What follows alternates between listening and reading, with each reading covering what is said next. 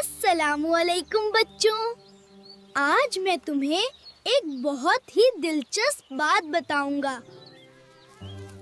कभी सोचा है कि अल्लाह ने मच्छर क्यों पैदा किया?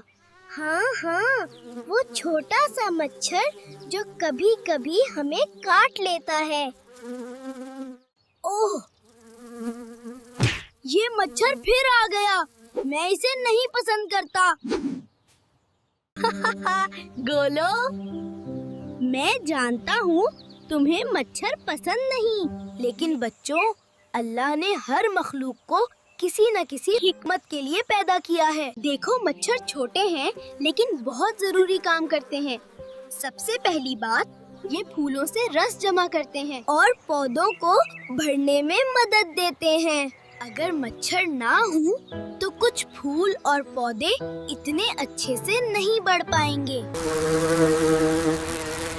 और ये अल्लाह की तख्लीक का हिस्सा है।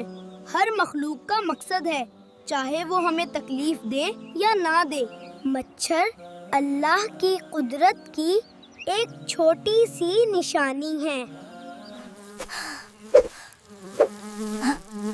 कि वो हर चीज को बनाया है और सबका कोई ना कोई फायदा है। तो फिर मच्छर को मारना ठीक नहीं? बच्चों, हमें जरूरत से ज्यादा नुकसान पहुंचाने वाले मच्छर से बचना चाहिए, लेकिन हमें अल्लाह की तख्लीक की कदर भी करनी चाहिए। हर चीज अल्लाह की हिकमत का हिस्सा है। बच्चों, आज से याद रखना, अल्लाह ने इसे भी किसी मकसद के लिए बनाया है। हर चीज अल्लाह की तख्लीक में एक सबक और हिकमत छुपी हुई है। अल्लाह ने सब कुछ बनाया है और हर चीज में उसकी कुदरत की निशानी छुपी हुई है, और हमें चाहिए कि हम इस सब पर शुक्र करें और हर मखलूक की कदर करें।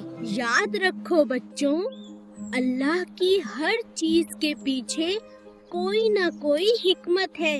बच्चों, इसी तरह की मजीद मालूमात हासिल करने के लिए हमारे चैनल को सब्सक्राइब कर लें